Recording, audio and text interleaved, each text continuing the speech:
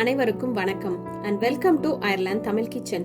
இன்னைக்கு நம்ம அயர்லாந்து தமிழ் கிச்சன்ல என்ன ஸ்பெஷலான ரெசிபி அப்படின்னு பார்த்தீங்கன்னா, இன்னைக்கு ரொம்ப டேஸ்டியா இருக்கக்கூடிய உருளைக்கிழங்கு வறுவல் பொட்டேட்டோ ஃப்ரை எப்படி செய்யறதுன்னு பார்க்கலாங்க. இந்த மாதிரி செய்யக்கூடிய பொட்டேட்டோ ஃப்ரையை ஒரு 10-15 நிமிஷத்துல நம்ம ரொம்ப ஈஸியா செஞ்சு முடிச்சிடலாங்க.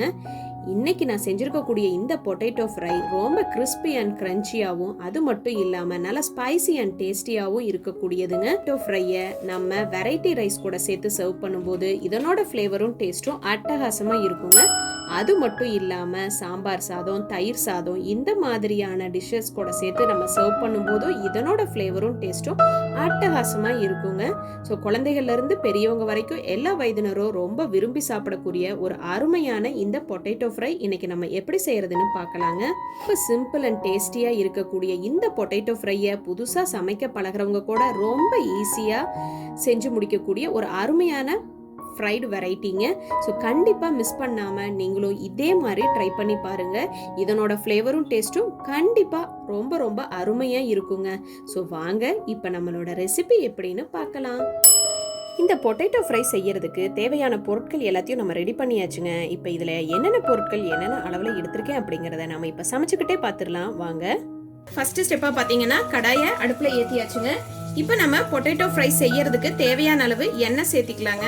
நம்ம எடுத்துக்கிட்ட எண்ணெய் நம்மளுக்கு நல்லா சூடானதையும் இதுல ஒரு 1/4 டீஸ்பூன் அளவுக்கு கடுகு சேர்த்திக்கலாங்க. கடுகு நம்மளுக்கு நல்லா பொரிஞ்சு வரட்டுங்க. நம்ம சேர்த்துக்கிட்ட கடுகு நல்லா பொரிஞ்சு வந்ததையும் அதுல 1 டீஸ்பூன் அளவுக்கு கடலைப்பருப்பு சேர்த்திக்கலாங்க. 1 டீஸ்பூன் அளவுக்கு உளுந்தம்பருப்பு சேர்த்திக்கிறேங்க.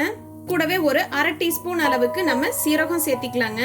சீரகம்லாம் சேர்த்தும் போது பாத்தீங்கன்னா அதனோட ஃப்ளேவர் நம்மளோட பொட்டேட்டோ ஃப்ரைக்கு ரொம்ப அருமையா இருக்குங்க. கூடவே வாசத்துக்கு ஒரு கொத்து கருவேப்பிலை சேர்த்திக்கலாங்க. இது கூடவே வாசத்துக்கு ஒரே ஒரு பச்சை மிளகாய் சேர்த்திக்கிறேங்க. இப்ப நம்ம எடுத்துக்கிட்ட இந்த கடலைப்பருப்பு, உளுந்தம்பருப்பு, பச்சை மிளகாய் எல்லாமே நம்மளுக்கு நல்லா கோல்டன் ப்ரௌனா வறுபடட்டுங்க. கூடவே பாத்தீங்கன்னா ஒரு 1/2 டீஸ்பூன் அளவுக்கு நம்ம கிரஷ்டு சில்லி சேர்த்திக்கலாங்க. எல்லாமே நம்மளுக்கு நல்லா வறுபட்டு கோல்டன் ப்ரௌன் ஆயிடுச்சுங்க. இப்போ இந்த ஸ்டேஜ்ல பாத்தீங்கன்னா நான் ஒரு 3 மீடியம் சைஸ் பொட்டேட்டோவை இந்த மாதிரி மீடியமான சைஸ்ல நான் கட் பண்ணி எடுத்துட்டு வந்திருக்கேங்க. இப்போ நம்ம எடுத்துக்கிட்ட இந்த உருளைக்கிழங்கையும் நம்ம இந்த எண்ணெயில சேர்த்து நல்லா வதக்கிக்கலாங்க. இந்த உருளைக்கிழங்கு வந்து வேக வைக்காத உருளைக்கிழங்குங்க. அதே சமயத்துல பாத்தீங்கன்னா தோலும் சீவாம அப்படி எடுத்துக்கிட்ட உருளைக்கிழங்க ஒரு மீடியமான ஃப்ளேம்லயே வச்சுக்கிட்டு நம்ம நல்லா வதக்கி எடுத்துக்கலாங்க. உருளைக்கிழங்கு வதங்கிறதுக்கு தேவையான அளவு உப்பு சேர்த்துக்கலாங்க. பாத்தீங்கன்னா ஒரு 1/4 டீஸ்பூன் அளவுக்கு நான் மஞ்சள் தூள் சேர்த்திக்கிறேங்க. இப்ப நம்ம சேர்த்துக்கிட்ட உப்பு மஞ்சள் தூளையும் நம்ம நல்லா மிக்ஸ் பண்ணிட்டு நம்மளோட உருளைக்கிழங்கு வந்து நம்ம நல்லா வேக விட்டு எடுத்துக்கலாங்க. உருளைக்கிழங்கு வந்து நம்மளுக்கு நல்லா வெந்து வரட்டுங்க. ஒரு லிட்டை வச்சு கவர் பண்ணி ஒரு 2-3 நிமிஷம் நம்ம நல்லா வேக விட்டு எடுத்துக்கலாங்க. நம்மளோட உருளைக்கிழங்கு வந்து நம்மளுக்கு ஹாஃப் குக் ஆயிடுச்சுங்க. இப்போ இந்த ஸ்டேஜ்ல நம்ம 1 டீஸ்பூன் அளவுக்கு கொத்தமல்லி தூள் சேர்த்திக்கலாங்க. நான் காரத்துக்கு 1 டீஸ்பூன் அளவுக்கு வரமிளகாய் தூள் சேர்த்திக்கிறேங்க. உங்களுக்கு காரம் எவ்வளவு வேணுமோ அதுக்கு தகுந்த மாதிரி நீங்க வரமிளகாய் தூள் சேர்த்திக்கோங்க. 1/4 டீஸ்பூன் அளவுக்கு கரம் மசாலா தூள் சேர்த்திக்கலாங்க.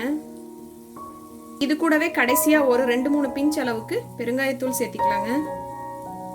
நம்ம சேர்த்துக்கிட்ட மசாலா பொடி எல்லாத்தையும் நம்ம இந்த உருளைக்கிழங்கோட சேர்த்து நல்லா நம்ம மிக்ஸ் பண்ணிடலாங்க.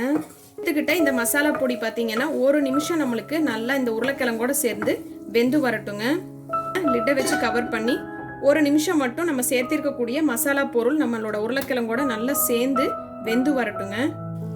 இப்போ பாருங்க நம்மளோட உருளைக்கிழங்கு வந்து நல்லா மசாலாவோட சேர்ந்து 1 நிமிஷம் நம்மளுக்கு நல்லா வதங்கிடுச்சுங்க. இப்போ இந்த ஸ்டேஜில் ஒரு மீடியம் சைஸ் ஆனியனை இந்த மாதிரி தின் ஸ்லைசஸாக கட் பண்ணி இப்போ நான் இதையும் இது கூட சேர்த்திக்கிறேங்க. எடுத்துக்கிட்ட ஆனியனையும் நம்ம நல்லா இந்த உருளைக்கிழங்கோட சேர்த்து நல்லா மிக்ஸ் பண்ணிடலாங்க. 1-2 நிமிஷம் நம்ம நல்லா இதைய வேக விட்டு எடுக்கும்போது நம்மளோட ஆனியன் நம்மளுக்கு நல்லா வெந்து வந்துருங்க. ஆனியனை நம்ம முதல்லயே சேர்த்திட்டோம் அப்படின்னு பார்த்தீங்கன்னா நம்மளுக்கு உருளைக்கிழங்கு வந்து நல்லா சாஃப்டாக வேகாதுங்க.